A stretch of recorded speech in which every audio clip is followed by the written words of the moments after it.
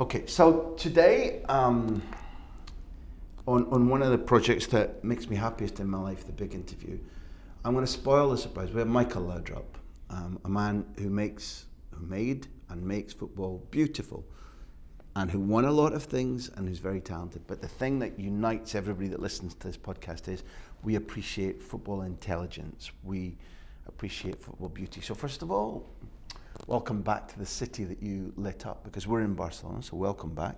Bienvenido, we can say. Thank you, gracias.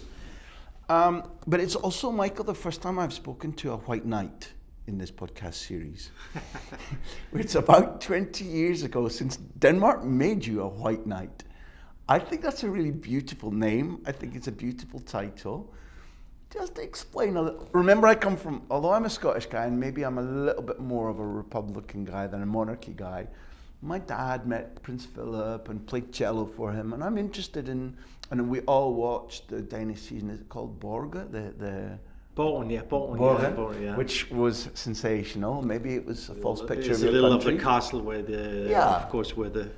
So what was your day in the castle, and what made you a white knight, and what was it like? Well, I don't want to spoil your enthusiasm, but of course it's always fantastic when you get a nominee like that, and we walk up and to the castle there, wait in line, and then after receiving this, we had to go and talk to the Queen and say hi to the Queen, and I was a little, when I saw her. She was sitting there because I was not number 1 or 2. I don't know what number I was in line, but it's something special. But really that day, we came in. I received that, and then I went home. You know, I'm a little like that. I'm very pleased. I'm honored, but then again, I don't put so much into it. I knew you wouldn't be carried away by it, and I knew it wouldn't change the person you are. No. But when the state says you are one of a very small number of people, and it's our highest honour, like in the UK, the Queen or Prince Philip or Prince Charles, they will take a sword and they'll touch you on each shoulder with the sword. No, they did not do that. No swords in Denmark. I received like a small, I don't know what you call it. A little white cross? A little white cross, but I cannot wear it. I can only wear it if I go to I think when I go to a place where the Queen is in special occasions, and so I have it in a safe at home, and it's lying there. I'm still glad I asked, because I like the customs of other countries, and also for anybody who hasn't heard you speak before, I knew that when we talked about the highest order Denmark can give and meeting the Queen, Michael Laudrup would say, I'm honoured, it's nice, but I'm not so impressed, because you're a guy with feet on the ground. I'm going to try number 2. In all the 110 interviews we've done, I have to be honest, with respect to all the other guests, we've never had people speak like they do when they send us in questions. We have socios. Yeah. Let me give you an example, please. I'm sorry to embarrass you. I'm sorry about this, but Chris Hennigan believes what he writes. Hi, Graham. Firstly, what an elegant, beautiful footballer Michael was. For a certain vintage of people, the Danish team at Mexico '86 are like a red and white and black crosswind, zigzagging in and out of our memories in that beautiful kit. Shane Hurley says, first off, Graham, please say thank you to this wonderful, wonderful footballer. Even after he crossed the El Clasico divide, Michael still has a part in my heart from being part of Barcelona's first European Cup winning team. It just goes on and on and on. What do you think was the part of your football game, never mind the trophies, that made people so bewitched by you? What was the things you did that you can understand that made people say, that made people still say, wow, Michael Laudrup? Yeah. Now you forced me to talk about myself and what I was.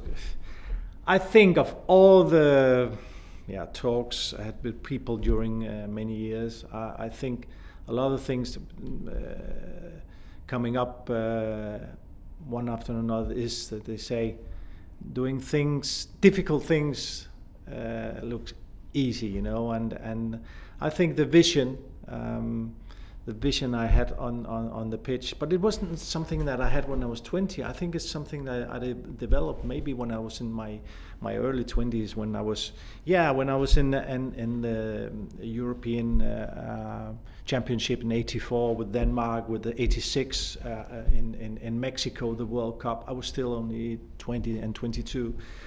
I was maybe a little different, maybe more direct, and then I added that to my play with my vision, and that's maybe a little difficult to explain to people, but I was always orientated what happened on the right, on the left, and even sometimes behind, and that people, when my period, especially here in Spain, those years with Barcelona, 5 years, and then with Madrid, is that vision that I had for the others. How can you see that space who wasn't there? I think combined with my individual skills, I think maybe in 1-against-1.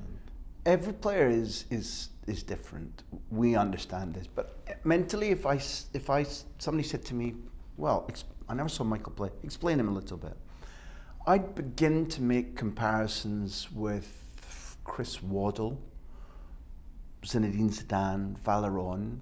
I'm not saying, well, maybe Valeron wasn't your level, but you're united by being you're quite a strong, athletic man, reasonably tall for a guy who could dribble so well. Yeah, actually, that's, now you're saying it, it's something that lots of people, they told me when they met me in person, said, "Oh, Michael, you actually quite high," because I'm 183. And because on telly I look a little smaller, because I have short legs, and no, but actually this is the same with my brother Brian, and he's 185, so this is really a tall guy. But because we have that smaller legs, so we can move from make change of direction very fast, and even if we were not something that you're more used to with players on, Messi, Maradona, 160 something, Alan Simonsen, Danish player as well. But we actually that higher. But that's something that has surprised a lot of people. Said, well, you guys, you're actually quite tall. You see, watching you, if I can narrow the comparison down with Zidane and Chris Waddle, two great footballers who lifted your heart, but also when you watched them, you were like, how have they done that? And you shared something with them whereby, and I'm asking you, how much was just in your DNA, in your brain, and how much did you learn? So in this series, when we spoke to Chris Waddle, we thought, if we ask him, Chris, how did you do what you do? Some athletes can do it, but they can't describe it. And Chris he talked about his balance and how close he might get to a rival before he started to show him one way or twice this way. Because one image that will always be with me is you going, do you want to, and then disappearing, just an acceleration into a space with the ball. How much did you plan that? How much was natural? How much just became, I know I can do this, and I'll switch into top gear now? No, I can say one thing. Is one thing, especially in Spain. You will know it because you've been here for many years. I said, Michael, he made the croqueta.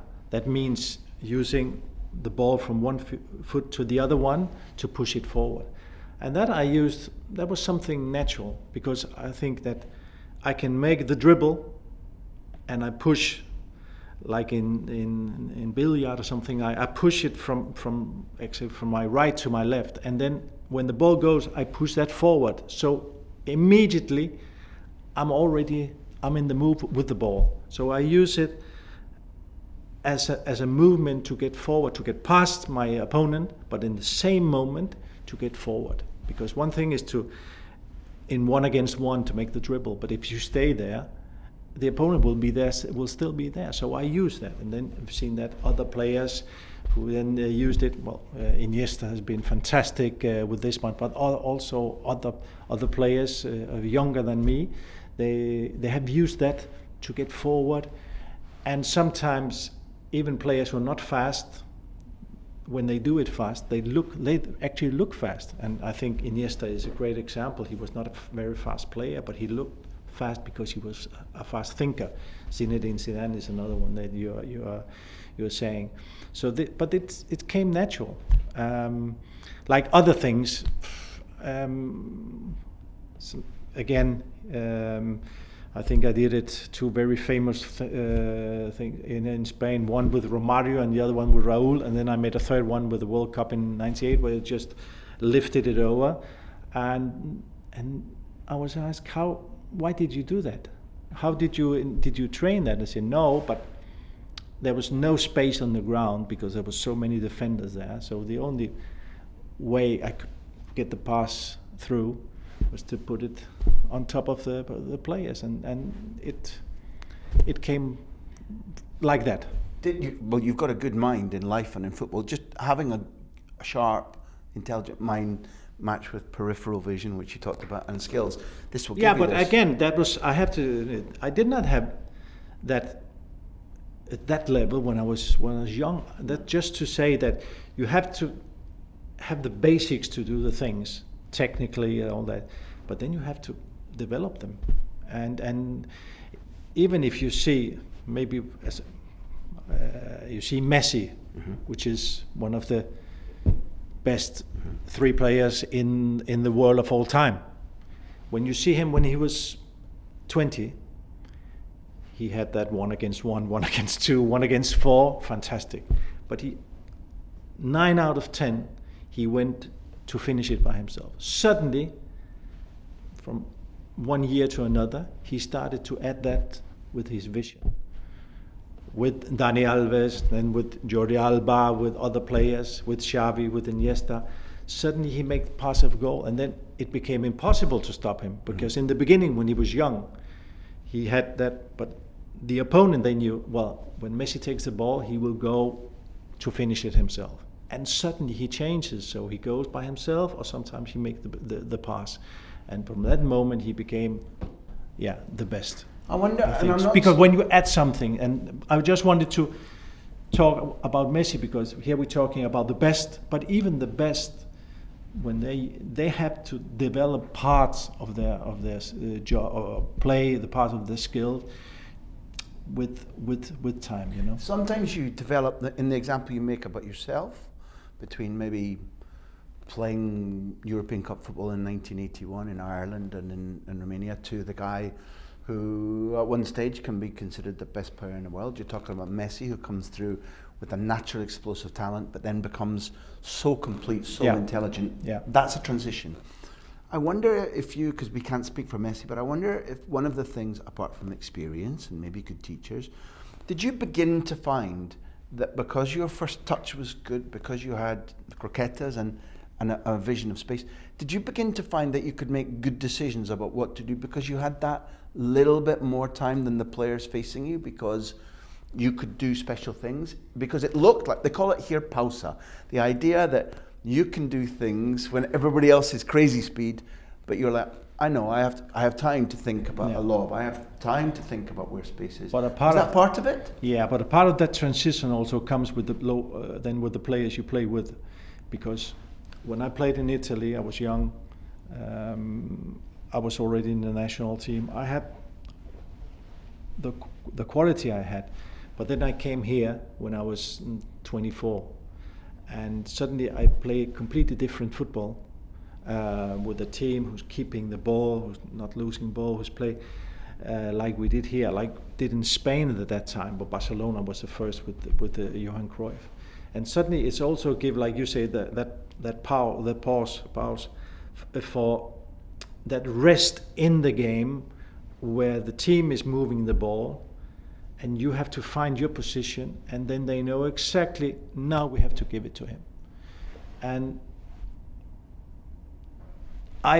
what I had to do, that was new for me, because I came from the Italian football, and also I was younger, was much more intense than the Serie A in the beginning of the 80s and the mid 80s, and it was a different football, and then suddenly I come here and it's a completely different way of playing with Cruyff. What would you categorise that you left behind from Lazio and Juve? What would you categorise the difference in the mentality you found in Serie A? Well, it was much more tactically, and in the end of the 80s with Sacchi in Milan, then suddenly you had an Italian team as well who kept the ball, and I remember when my last 2 years in Juventus, and we played Milan, and sometimes we lost, we drew, and we won, but every time we played them, you had a feeling after the game, they had the ball the whole time. Wow. Then in the end you can win 1-0 or you could have 1-1 or whatever. But they had that impression. They had a fantastic team, but it was we also had a good team in Juventus, but it was different, and suddenly you play an Italian team who kept the ball. And then I come to Barcelona with Cruyff, and then suddenly we start to play not completely like the Milan of Sacchi, because they had a lot of with pressing and all that, but we did not have that in the dream team. That was something who came Barcelona with, yeah. I think especially with Guardiola, yes, with that pressing as well. We did not have that with our team here in Barca, and don't have it in Madrid either. But we had that to keep the ball, and that gives you, it's. I think it's obvious if during 90 minutes you only have one ball on the pitch. If you have the ball 60 minutes, and every player, I don't know the statistic, but every player, the maximum, what is it, 3 minutes? You can have the ball. Touch the ball. So you really have to do well in those 3 minutes. But if you have it 60, there are more chances that I can get the ball in the right areas, so I can do my play. And that was what happened here when I came to Spain first, to especially with the Barcelona, the Cruyff Barcelona, that it was a different kind of play, who gave me the possibility to make that transition for what I already had of quality to add something new. What kind of teacher was he? Because like he even from the first time I ever saw him, which was in the early 70s on television in Ajax playing, we didn't get much televised football. We're similar ages, although you look a little bit younger, unfortunately. But nonetheless, we watched similar things. I mean, you didn't get a lot of European football on your television. No. So when the European final comes on and it's Ajax Panathinaikos or Ajax Inter or whatever, I saw this flipping ballet dancer on the screen, moving differently, looking differently, elegant, but also imperious. So it struck me, right? But also I met him a lot, so I'm not stupid about him. He could be brash, he could be rude, he could be short of patience, but around him, he was a genius. In sporting terms, he was a genius. Around him, special things happened. What was he like as a teacher? Was he always patient with you? Was it learn because I tell you? Did he take you individually? No, there was a lot of things. All the things you say, Cruyff was a personality. You can say that's another that's way. A euphemism. That's with everything, and he's Dutch. Yeah, there's another factor. From Amsterdam. So no, but if I have to take one thing out, you say, okay, we can talk about Johan Cruyff for 1 hour, 2 hours. But if I have to pick one thing out, which was different from all the other managers, coaches I've had in my whole career, it was that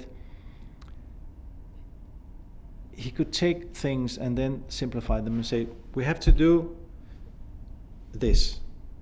And then you can ask, why? Because I come from Northern Europe, we sometimes, especially Denmark, we ask why when people say something, you know. And he said, because of this and this and that. And then you said, yeah, that's obvious. So he said things, football terms, tactical things, technical things, where you say, yeah, that makes sense. But I never heard that from other coaches. We have to play like this, we have to play like this, we have to play like this, but they never told why. I have some coaches who told us, the team, how we had to do when we're defending. You go there, you blah, blah, blah. But when we have the ball, then you know what to do. But he gave us some things. Of course, you cannot teach a player, when you get the ball, you have to play it to him, or you have to do 1 against 1, 1 against 2. No, it was not that. But he gave some things that when he said them and explained them, and he was very not using 2 minutes to think, oh no, 10 seconds, 15 seconds, we're doing because of that. Then you said, yeah, of course. And that simplifies football, because football is a very simple game, but it's also at the same time a very difficult one. It's simple because there are no rules. Yeah, the offside rule, you have to explain people what the offside is about, but the rest is you cannot kick people and you have to score more goals than the other one. That's the simple part. Then all the other things about how to move, how to make the movement adjustment in the team, offensive, defensive, transition during a game, that makes it a little more complicated. But overall, so it's at the same time, it's a very simple and easy game, and on the other hand, it's also very complicated. Picasso once told me, painting is easy. You have a brush, you have paint, you have white paper, but then what you do on it. Exactly. But it's also that why everybody talks about football. Because if we start talking about some sports, hockey, basket, cricket, rugby, there are a lot of rules. And you don't want to make a fool out of yourself, starting saying, why did he not do that? Or, so of course he cannot do that because the rule says otherwise. You don't have that in football. You can say everything, even if you don't know so much about football. You're allowed to say anything because, yeah, everybody can play football. I'm beginning to believe you once had a conversation with someone in Britain about cricket. That's what I'm working back to. Any cricket, because I don't know all the rules, but you can say a lot of other sports as well, and they are a little more complicated in itself. But football is, a part of the offside that you have to explain. It's easy. I would never go away from Johan Cruyff quickly, but you gave me an assist pass because I want to ask you a difficult question about Danes and Denmark. You mentioned Simonsen. Not everybody, because of the age we are, not every young listener is going to remember he was Danish Golden Ball winner. Yeah. Denmark has a small population. It's a relatively small country. They won the European Championship. You won the Confederations Cup. Peter Schmeichel, big hero for the treble for Manchester United. Michael Laudrup, still maybe one of the most cherished dream team players. We can go on about whether it's Arneson or Elkjær, or when Leicester provide a miracle, there's a Schmeichel in goal, etc., etc. Yeah. When I sat once in Copenhagen and interviewed Peter Schmeichel, another character, well, for good, and he's controversial. Oh, you're talking about Cruyff and now about Peter Schmeichel. Yeah, there's personalities. There's characters of character for sure. No, because those words, it takes all, because you cannot, again, like we talked about before the interview started, if you talk about, no, his good things is this and his bad is this, and then you have some people, they want to, he said 2 bad things about this one, we take them. No, but we forget that he said 5 very good things. So let's just call them characters and personalities. Thank you, we'll do that. The world is going crazy, but Peter said something that interested me, because I was asking him too about exactly what you said about saying to Johan, well, why, or explain that. So I said to him, what is it about the Danish character, about the personality, the way in which Denmark has become, in sporting terms, a real reference point in my lifetime. And he said, remember, people must remember listening, that as you were coming through, Denmark had only just stopped being amateur in football, so the gap from then to now is real small in football terms. And Denmark has achieved a lot. Before 84, in European Championship 84, we did not do anything for, I don't know, because in the 60s and the 50s, it was when you get the players in Denmark, they got professional, you could not play in the national team. They wouldn't allow them? No, they would not allow them, only for amateurs. So then in the 70s, it came back, but of course, then you have to develop again a structure and a team. So this is what your father went through this. Exactly. Because your father was a fantastic player. Yeah, he went to Austria, and when he went there, they said, no, then you cannot play in the national team. Then I think it was in 70 or 69, they allowed professional footballers to come back to play with the national team. You know which country they picked for the first game to play against? I hope it's Scotland. Portugal with Eusebio. Oops. 5-0, and of course the next day the headlines what? it's better to play with the amateurs. Why should we allow the professionals to come back and play in the national team when they lose 5-0 to Portugal? Why was there a society feeling about the gloriousness of amateurs? Well, I don't know.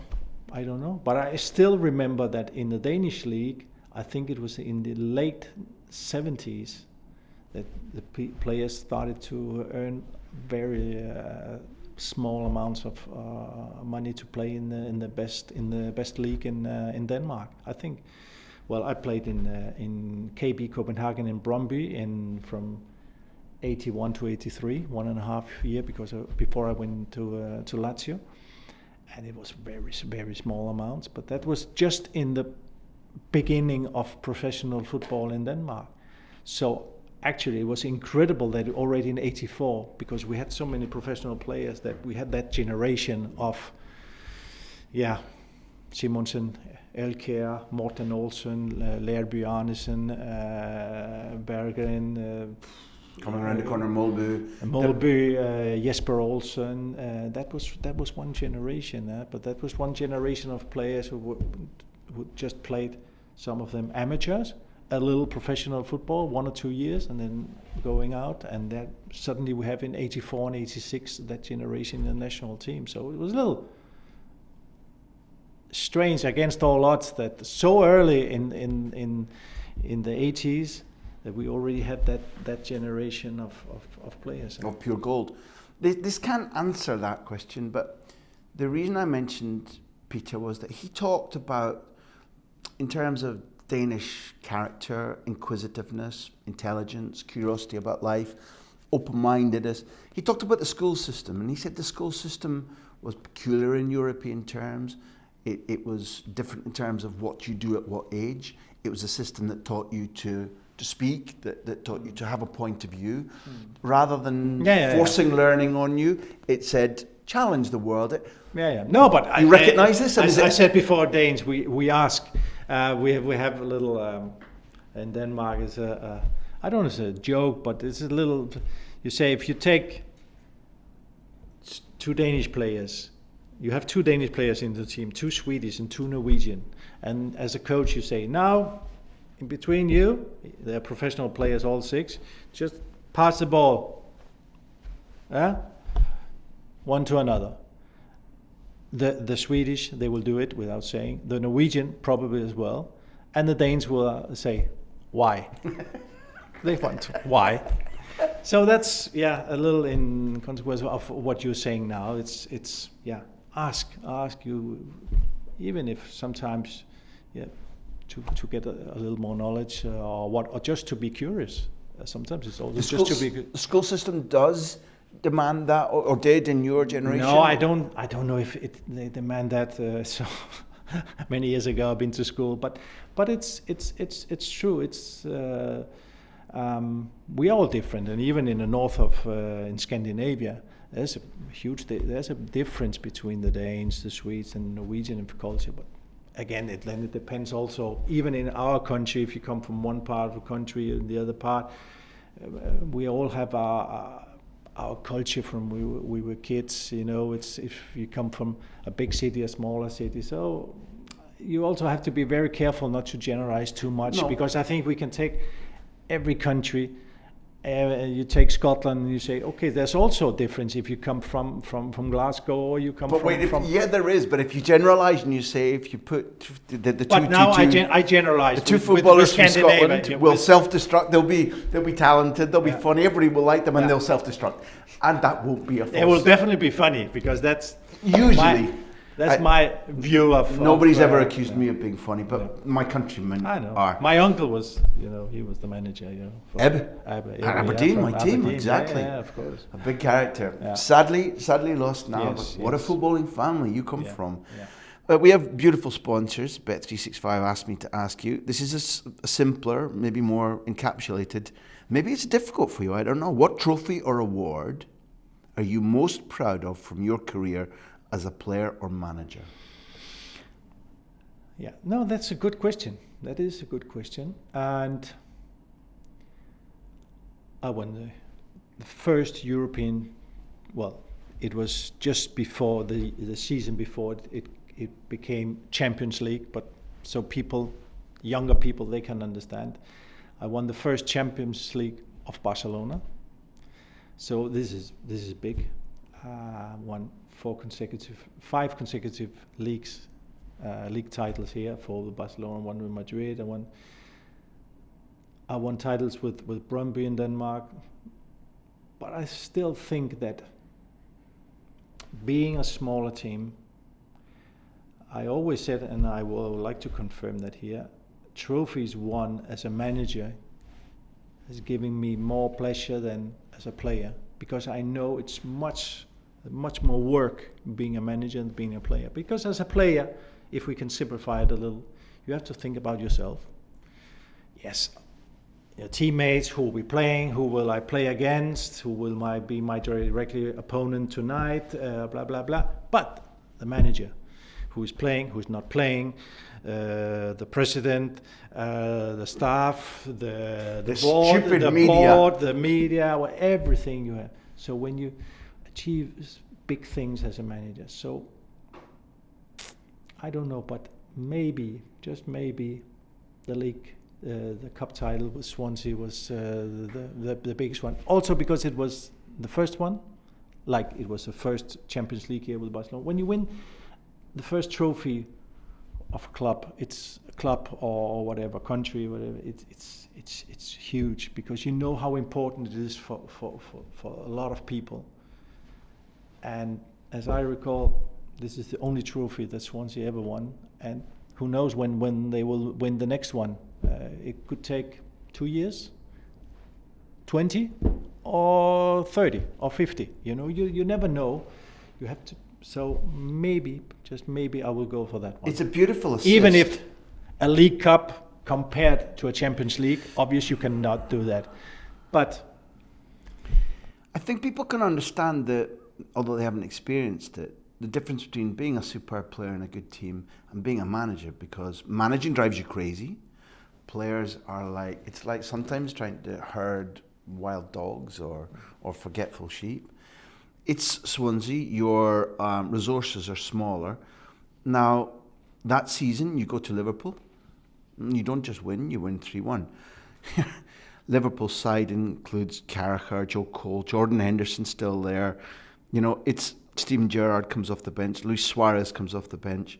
Michael, you were managing a team with Gerhard Tremmel, Chico, who was brought from the Cantera. I think actually that competition, this is not the biggest thing. I think to win at Anfield against Liverpool was fantastic, but to win a semi-final over two games against Chelsea, yes, with their best team, with Hazard and company, I think that was impressive. So tell us the story of how you planned it, because the first leg, Michu, not the same legend as you at Swansea, but near, very near. Michu and Danny Graham score in London. You win away. Do you remember about how, in any way, you planned to unpick Rafa Benitez's Chelsea? What was the key, not just the performance on the night, the key to understanding how Swansea wins that game? The key was that we're playing away, and I was telling, this is 2 games, 2 leg, so we have to think about, try to get a goal, but we also have to defend. So it's that we have to think, it's not only tonight.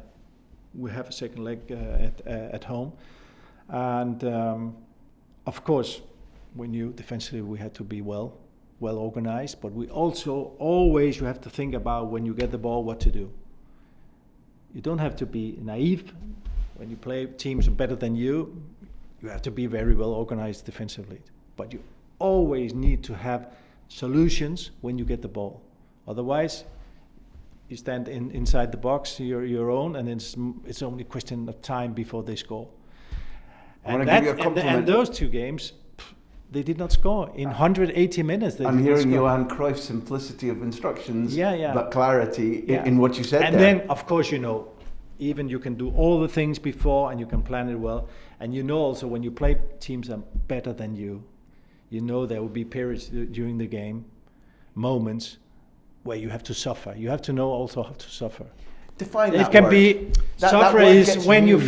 you feel as a team we want to go forward, but every time we get the ball they go to put us under pressure, and we try to hit it along for our striker or one or two, and back it comes. And 5 seconds later they're back again, and they just, and you have to. What's the key to coping with that? Because it's a word that gets used in Spain a lot. Sufrimiento. It doesn't get used in Britain so much. In those moments, sometimes you just have to. I really don't know. You have sometimes it's difficult to explain, because also the attacking team, they are on top of the game. It can be 5 minutes, it can be 10, it can be 15, but they're never on top the whole game. It's very rare. So you have to go through those 5-10 minutes. Maybe you have to take a pause when the ball goes out. You have to try to push forward. You need that one or two players. They suddenly, when they get the ball, they go past their direct opponent. So you feel like as a team now we're coming back into the game. Oof, we had suffered for 6 minutes. It seemed like it'd been 26, not 6 minutes, but they've had 6 crosses. They have had 5 corners. They have 3 shots on target. How do we get past this period? And those, there will be moments like that. And again, especially when you play against teams like that are better than you. And definitely this Chelsea team was a very good one. Psychologically for you in the squad, is it an unusual thing when, you know, you're 2-0 up from London and all over the media, or maybe the fans, well, that's it all done. And they're coming down the road to Swansea, and Rafa changes the team and makes sure that the whole artillery is there. Of course. The psychology of the second game, which ends 0-0, is very different. It can't, no fiesta. Also, don't be relaxed. But because the problem is, a lot of people said, we won 2-0 up there. Now we just draw here. We're in the final. It will be 90 minutes, because if they score the first one after 10 minutes, I mean, this team, they can easily score 3 goals, and then you have to score 2. You know, because 3-1 at home, then you're out. So it was, the second one was really even tougher than the first one. I remember. Yeah. The relief when you're in the final, that feeling, Wembley's to come. I think that was incredible for the first time, a club at Wembley. But then after that, I said, it's incredible. What we have done. We've beaten Chelsea in 2 legs. We won at Anfield. And now we play a final where everyone who's not a Swansea fan will hope that Bradford is winning, because everybody will be with a small team, which is logical. So I was a little concerned about that. I said, now we've done all this, and then in the final, we are huge favorites to win. We have to win. Otherwise, people will say, what? How is that possible? The spoiler for everybody who doesn't remember, you did, and well. Yes. Manito. Yeah. Quite a common scoreline in your life. The 5-0, yeah. In any of the 5s, for Barca against Madrid, for Madrid against Barca, for Swansea, were you ever one of those? Did you ever do that? Never. I never... Do you like that? Even no, I don't like it. And I don't like it because I don't want to be arrogant now, but I've not been at that side. But I have lost 5-0, I think. And I don't like it because it's humiliating to lose 5-0 of 6-0 or 6-1 or something like that. And I don't like it. Football, I like to win, but humiliate. It's like when you make what you call it through the legs. A tunnel here. A tunnel. Nutmeg. Yeah. I always used it like the croqueta to go past my opponent, never to make him look. To humiliate him. To humiliate. Never. So I did not like the 5-0 for what it was. 2-1 for me would be the same. But of course, after the first one in Barcelona, 5-0, then 12 months later with Real Madrid, I could understand that the people, they did not ever think that it would be 5-0, but they said, now we have a chance because we have a good team. Barcelona is not that strong at the moment. They have problems. We have to beat them. And then we won 5-0. And the only thing that this a little funny, sweet story was when some years later, I think it was 10 years later, I think in 2008, it was when I was manager for Getafe. I was in an airport and a man is coming with his son. I think he was more or less 10 years old. That means that he was born more or less when I left football. And his father said, "Oh, can I take a picture with my son?" He said, "Of course you can." And he said to his son, "Oh, this person, he was a very good football player." And then the son is looking at his dad, and he said, 5-0, 5-0, 5-0, 5-0. You know, that was the only thing he said. Dad, 5-0, 5-0. And we were laughing all that because. But this is again. You talk about before, you said the Danes, you said with Alan Simonsen maybe. This is also a thing sometimes I think it's different from the north, maybe from Scandinavia to the south of Europe or South America, that not only footballers but people in general has done something very great. Sometimes we should remember a little more those who made the difference. Also 20, 30, 40 years ago, I've known people played in Italy. They're not here anymore, but they played in Italy in the 60s. And even when they were 75 years old, coming back to Italy, people, how are you? And all that. Even younger persons, you know. And that, I think it's great. And I repeat, not only for footballers or for sports persons in general, also for others that remember people who've been doing a difference at their moment, even if it was 50 years ago. I think sometimes we are not so good at that in Scandinavia. We have to live in the present, but sometimes living in the present is not forgetting the past. I think that's also important. So showing a curiosity for what went before you, so that you can learn. Yeah, but now and also I'm thinking about respect. now because I'm explaining this with the father with his son. I know there's YouTube and everybody can go in, but sometimes it's also from grandfather to son, or from grandfather to his grandchild, stories about him or her or that or them, so they can also learn, because otherwise, I mean, it's important. We have to live in the present, but even for youngsters who likes football now, I think it's important that they also hear a little. How was Maradona? I mean, when they hear us talk about Maradona or Pelé or Zico, or Pelé is a little low for me, but I haven't seen him, but Zico and a lot of players from the 70s and that. Of course, if you're 25 years old or 30 years old, you don't know. You haven't seen them, because you said it in the beginning of the interview. I mean, we did not in the 70s, even in the beginning of the 80s, we did not see a lot of football on the telly. Today we can see 3 games every day, almost 6 or 7 days a week. It's different. At that time, it was only finals and World Cups and European Championship, nothing else. Yeah. And on Saturdays, one game from England. Yeah. One game. You're preaching my language, because my father, who I just spent some time with, who sadly at the moment he has Alzheimer's and dementia. So in a 5-minute spell, we can have the same conversation 5 times. Yeah. But if I take him back to his childhood, or for example, if I begin to talk about football, or if we still watch football together, he's the same man as I grew up with. And he taught me 2 guys maybe you I've never heard of, but when I was growing up, he talked to me about a guy called John White. He was a Scottish player, played for Spurs, won the double with Spurs in the 60s, was golfing in London in the 60s and was hit by lightning and killed.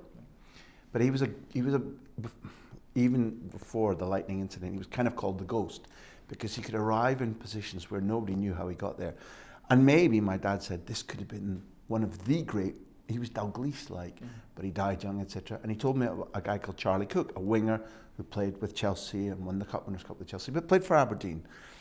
And these two guys, I never saw them play, but my dad infused me with a love of the story and oral storytelling, which is part of the reason we're here. Oral storytelling and passing description on, not just YouTube, is big for me, for respect, for discovering, for opening people's minds.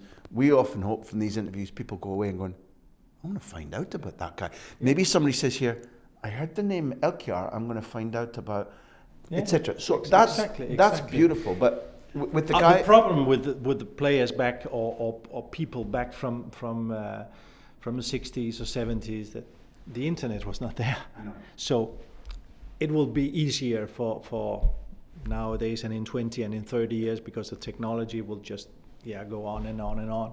So of course we are limited a little when we're talking about people from there's the power of words. But that's what but words that's can do. why is the power of words is so important, because it's not to say, oh, we have to argue who was the best golfer or football player or whatever it is. No, this is not the question. It's about, but you have to, this guy, he's very good, but there was this one and that one and this one, and then it's a word. So you also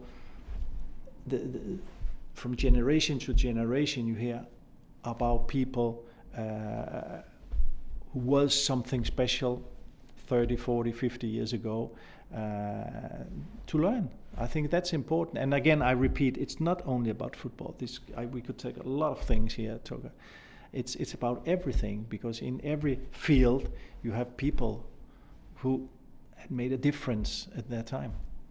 Show them respect and try to learn. Exactly, and try to learn. That's the two things. Huh? I wasn't going to do this, but before we close, and we're not going to, but you said we could talk about Johan for an hour or a day, and if you gave me the permission, I would. So one day, please, are you listening? Yeah. Please, one day. I wasn't necessarily going to mention this, but you mentioned his name. You're one of the people that had the fortune or misfortune to play against Maradona. I have here Wednesday, 15th March 1989. Napoli beat Juve 3-0. You're playing in a team with Pasquale Bruno, who I think ended up playing at Heart of Midlothian in Scotland. I need you say Pasquale Bruno and say Maradona in the same sentence. I need to tell this one. Paint the picture, because I need to paint the picture. Quite different. We're playing at Sao Paulo Stadium in Napoli, and 21 players waiting to go from the tunnel up. We are missing one, which obviously is Diego. He was the captain. He's coming, small guy, and we come up, 80,000 people. And Pasquale Bruno was playing with me in Juventus, and he was going to mark Maradona. He was very nervous, I remember. No, the game starts, I think we played 6 or 7 minutes. At that time, Maradona received the ball in the middle of the pitch. I was just about 8-10 meters from him. Pasquale Bruno is coming, and his left foot is on top of the ball, and Bruno is coming in with 2 feet tackle. In the last second, he just rolled the ball between the legs of Pasquale Bruno, and he gets around him. He is getting touched, so there's a free kick. At that time, I'm standing there and say, Bruno, come on. I'm looking down at the boots of Diego, and he was still having them, I don't know what... Unlaced. Unlaced, yeah. He was playing with the laces open. Open. You're not long, but they were short, but they were open. And we played 7 minutes in a Serie A game with 80,000 people. And I said, Diego, hey, you should... Huh? Yeah, okay. And I was just details. Small detail, incredible. Well, it was just... it's not to talk about, because I don't want to go into that debate, who was the best player in the world all time. Messi, him, or third one, because again, we're living in different periods of time, and I think it's not a competition, because football, we can talk about football for days, and you can have your opinion, I can have mine. I think we have to listen, and I think we have to just be happy that we have had the possibility to see these players. And I'm very grateful that I've been playing in the same time as Maradona, and I'm very also grateful that I've seen the last 10 years Messi and Cristiano play and compete against each other with Real Madrid and Barcelona on top of the world. I think it's great, but so I don't want to go into that, because then you have people older than me that say no, Pelé was something else, and then you have olders if you talk to people who are 80 years old in Madrid, they say, no, Di Stefano. Di Stefano, Di Stefano could play everything on the pitch. Alex Ferguson says so this. why is it's not a competition, this one. No, we have to find who is the best. No, we're talking about 4 players who have given so much to so many. And then we can go to the next level, and I'm always happy when I come to, always in Denmark, or I go to Spain, and somebody just come to me and he's maybe my age or a little older, and the only thing he says is give my hand and say thank you. I think that's incredible. It's 23 years since I left football. It's 25 years since I left Spain. So it's, for me, just to attention. Thank you. Just thank you, nothing else. Not can I have 5 autographs? Just thank you. Well, this is part of what. And this is what we were doing today. This is great, I think. I'm glad you said that, because there's so many players, so many people, also in other sports, that have done so much. Sometimes, I think we live in a time right now with everything has to be the best or the worst, the cheapest or the most expensive, the tallest or the smallest. Why can things not just be great? Appreciate beauty. Why should you always make a competition that if I've just seen a great goal, is this the best goal ever? No, why? It's a great goal. Why make it a competition that this has to be the greatest of all time? This is I don't understand this. I think it's a little the moment this time we're living in, the period that we have to find something. If it's good or bad, it has to be the best ever or the worst ever. Well, don't accuse me of having a deaf ear, but again, our sponsors 365 ask us not who's the greatest rival you've ever faced, because that would be a stupid question. But right, it would be wrong right now. Right now. Okay, let me introduce the theme. When I was lucky to interview one time Johan in his house when UEFA was celebrating 50 years of European football. And I said to him, who's your toughest rival? And he went, Bertie Vogts. He said, Bertie, I would do this and that, I'd be gone. And you know how funny, he'd be like, yes. And he's there again at my... He told me once, he said that we were talking about the World Cup 74, when they played fantastic all the games. And he started so well because they got the penalty. Germany and touched the ball. But he said that with Bertie Vogts, the problem was he was a small guy. So you could never, if it's a big guy, I can feel him. But Bertie Vogts, you cannot feel him, but you know he's somewhere there, but you don't know where. And that was, but it's the same now. You don't want to ask me who's been the toughest I play. But did you have a pesado, somebody where the night before the game you got, and maybe, I don't know if you had to play against Pasquale, but I mean, I played somebody where you go, oh God, it's this guy again. Now I have to tell another story. That what is happening when you get older. You remember stories, but I played Pasquale Bruno. Okay. I play Juventus, he's playing Torino. You know, that's a big game also. More for Torino than for Juve, but a big game. And I was standing there waiting, looking down at the ball, and suddenly I hear someone saying, I will break your leg. I don't know who is it and what. Hey, I will break your leg. And I'm looking up, and he's watching me. And I say, me? What have I done to you? Hey, I will... Because he thought, talking like that, well, the game starts, and I play a good game, and I get a one-on-one with him more than once, and, well, I think I won in the end the confrontation. And after, he comes over to say, Michael, thank you for saying, excuse me, why did you say that stupid thing? He says, no, they told me if I could scare you with those, maybe you wouldn't play so well, but no, I didn't mean anything about it. But that was Pasquale Bruno. Ciao Pasquale, ciao. Ciao. As we wind down, listen, I said we had brilliant questions. I didn't mention everybody. Robert Ryan, thank you. We've talked about Johan Cruyff. Richard Pine.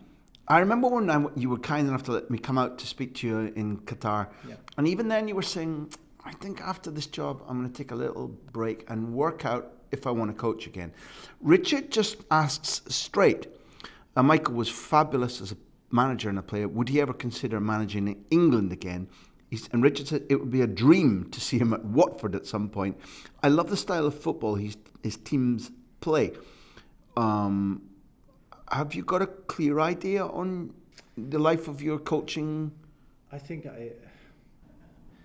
I said when now it's 3 years ago, I said I would take a leave, undefined leave, and every time I've received an offer in this period, I put on the positive, negative part, and still I reached the conclusion that my life, I'm very pleased with my life, in these last 3-4 years, I had 3 grandchildren.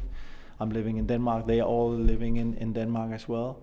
And they're just moments that will not come back. And I think, well, a lot of people then tell me, yeah, but Michael, you're still young. You're only 57. Yeah, you can stop when you. Yeah, but you never know. And then I continue. Why? 2 more years? And then after 2 years, it will be exactly the same. You will ask, just 2 more years, and 2 more years, 2 more years. And I think I remember, and I when people ask me this, I always come back to the conversation I had some years ago. I was in Cannes with my wife, and we had to play a charity game for Luis Fernandez and Luis Aragonés, Atletico coach and Spanish coach who won the European Championship 2008 was there. And we were talking, at that time I think he was 71.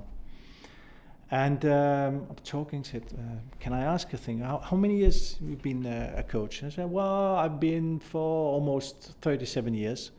I stopped as a player 34, I had 6 months, and then I started. I said, during those 37 years, what has been your largest period of absence where you... And he was thinking again, and he said, I think 3 or 4 months. So you've gone from one job, stop 4 months, 3 months, then back.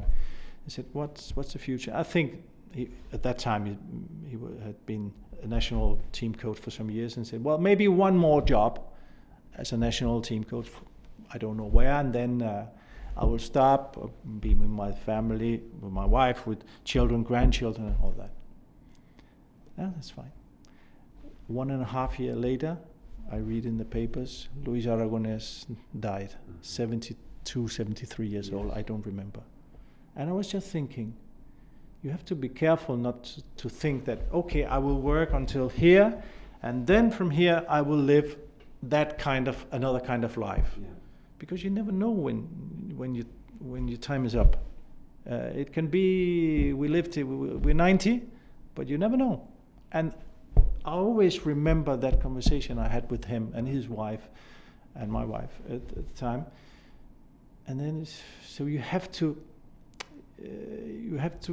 live all the kinds of life you want to. And since I was 18, I left, I went to Italy when I was 19. I came back when I was 34. I had 2 years living in Denmark, and then I became a coach. First in Denmark, a couple of second coach national team, Brøndby, Spain, and all that. And now we're here. And I think so. You have to be very, very, very careful, not always to push forward and say, well, I can do a little more because at that age, I will do something else. Yeah. Because you never know what will happen at that age. But Luis also was an addict in a good way, and he was addicted to the industry, to the smell of the football, to the smell of the grass. He was an addict also to the good and bad with the players, the good and bad with the media. But you're not like that. You're not an addict. No, but I admit that when you're in football, when you're out, you're missing something. If you ask me now, you're missing something. Yes, of course I am.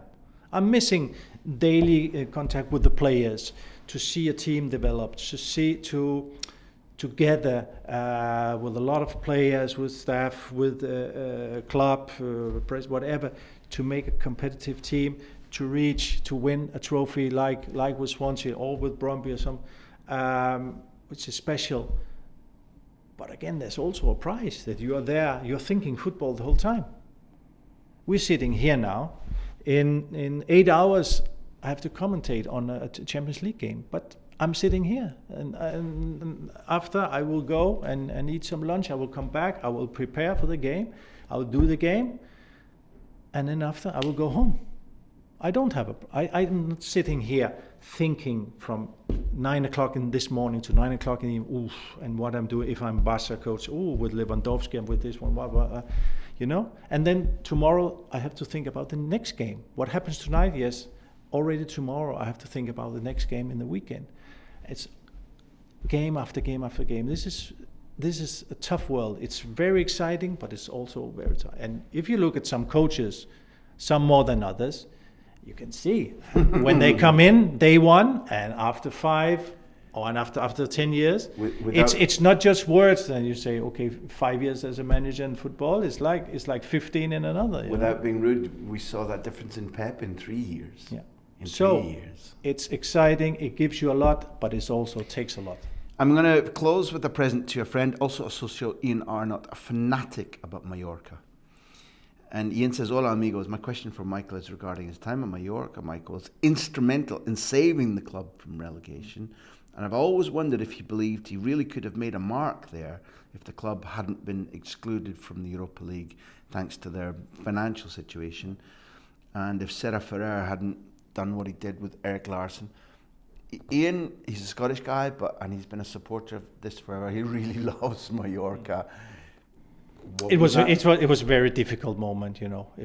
Difficult moment. No money at all. I remember that the squad. I mean, we had of the 24 players in the squad. I think there was 12 who never played 1 minute in the first division, and a lot of players, the best players, they had to leave because get some money in. It was a very difficult moment. You can also see that in these years, Mallorca, we saved Mallorca that year, and it was incredible because I think that it has never been so expensive to be saved. I think we were 44 points. I mean, we were just 1 point of relegating because it was incredible. But if you see since then, Mallorca, I think they also even 1 or 2 seasons they were down in the third, in Segunda B, which is the third category in Spain. Now they are back at the highest level in La Liga, and I'm very pleased with that. And I hope, because it's important also for the island to have a football team there. My last one, Michael, is you're an open-minded, intelligent man who thinks about world things. You've been a businessman since you stopped, since you stopped being a player. I wonder what the ball, a football, means to you. And I don't know if you're religious, but you were made to be a footballer. Let's say the gift had come and you'd have been a brilliant businessman, maybe, or a rock star, or an actor. Would you change? Because you made me think of this, because you said, at this age, I'm happy with my life. There are very few people say that out loud. There are very few people who are happy with their life at 57 and content with what they've achieved. You are, and you said it. Yeah. If you could have been touched by a wand and changed for one of those other things, or was the ball just about the best friend that you could have been born with? Yes, because it's maybe if you talk to a musician they will say the same as I'm saying now. It starts, football is like a circle. You start when you are young, at least when I was 7 years old, to play with your friends somewhere where you could, on the street or where it was. There was no internet, there was no game, esports, all that did not exist at that time. So when you had time, you go out. Then if you're good, you get to a higher level. If you are very good, you get as a professional, and you play as a professional. Maybe you can go on national team. You can win trophies. You get old, you have to stop. You get back, you continue playing. It's like the circle who closes. Maybe a musician will say the same. Yeah, I started on my guitar when I was 7, and suddenly I was very good at it. I came into a band, we get famous, we got money, we got, I wouldn't want to say plays, but you don't do that anymore. It's a little the same, but I'm very happy. And if I have to close this interview with football or with players, I have to say I'm a little concerned for the players for the future, and because I see that there's a lot of things in football, but it's more and more games. We're talking in the beginning of this interview that in the 70s, even in the start 80s, there was not a lot of football in television. I mean, some special games, national team, World Cups, European Championships, some finals, FA Cup finals, or maybe one weekly game. Now you see game every day, but also the number of games for players, and even the best players. Yes, they earn a lot of money, but every time we put more games on, we're squeezing, and I think, and it's too much. You cannot play if you have to play every 3 days. I know they are physically well prepared, better of course than 20 or 30 years ago, but even so, there's a limit, and I think we are reaching that limit now very, very fast. Maybe we already passed the line now. We have to remember one thing: fans, money, sponsors, presidents, journalists. It's all a part of football, but the most important thing are the players, because if you don't have players, the rest doesn't mean anything. You need to have the players, and we cannot just squeeze. We have to think about the players. A voice of sanity, because we're still close, even though you've opened a big subject. It makes me unhappy that we see players playing through more injuries than ever before. Yeah. They don't get time to relax because the creativity needs, you have to switch off. And then don't come with that and say, they earn a lot of money, they have to be prepared. No, that has nothing to do, because the body has a limit. And you cannot... And the mind. You cannot... I mean, I read the other day here some South American players, they came from qualification games with the national team. They arrive here after I don't know how many hours with jet lag and everything. They can just sleep a few hours, they go out and play a game. You can do that one time or two times. You cannot continuously. Now we're only in the beginning of the season, but you reach a certain point, you get injuries, and you get more and more injuries and longer. There's not a direct... So then you need more players. Then you say, now we have more games, so there will be more money. Yeah, but you have also to have more players. What would be the next? We have, instead of 24 players in the squad, we have to have 42 like in American football or something. I don't know. Guys you played against, like today, Batistuta finds it hard to walk because of his ankles. Van Basten's knee ruined him. There's no direct correlation between, let's say, stress, because we don't quite know what happened to Christian Eriksen to cause him to be near death.